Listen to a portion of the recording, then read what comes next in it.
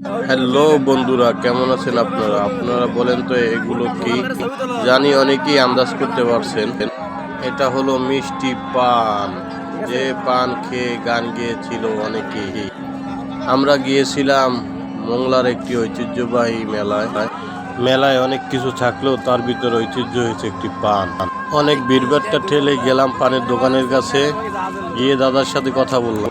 দাদাকে বললাম, কি পান বিক্রি করতেছেন? সে বললো, এটা মিষ্টি পান। আমরা বললাম, পান আবার মিষ্টি হয় নাকি? দাদা বলল, খেয়েই দেখেন। তারপর শুরু হলো পান বানানোর প্রস্তুতি।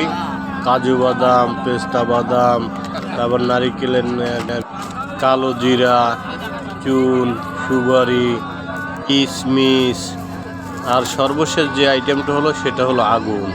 এই পানটার নাম হয়েছে আগুন পান। ওই জায়গায় মনে মনে দাঁড়িয়ে ভাবতেছিলাম, আগুন পানে কি আবার মুখ পুড়ে যাবে নাকি? পান দোকানদার দাদা বলল, খেয়েই দেখেন মুখ পুড়ে না কি পুড়ে। পান তৈরি করার প্রস্তুতি পুরো দমে চলতেছে, এখন শুধু আগুন দেওয়ার পালা। এক কথায় মেলাটা ছিল অসাধারণ। আগুন দেওয়ার জন্য প্রস্তুতি চলতে আছে।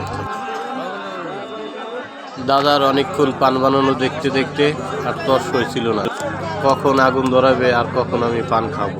অবশেষে আসলো সেই ক্ষণ। আগুন ধরিয়ে দাদা পানটা রেডি করলো। আমি ভিড়ভাট্টা ঠেলে সামনের দিকে এগিয়ে গিয়ে হা করার সাথে সাথে উমা, আগুন শুদ্ধ দেখে আমার মুখের ভিতরে ঢুকিয়ে দিল। আবার সাইড থেকে কিছু কিছু লোক বলতেছে, চাবাইয়েন না, চাবাইয়েন না, চাবাইলে স্বাদ শেষ। খেয়েছেন আগুন পান? কমেন্ট করে জানাবেন। ধন্যবাদ।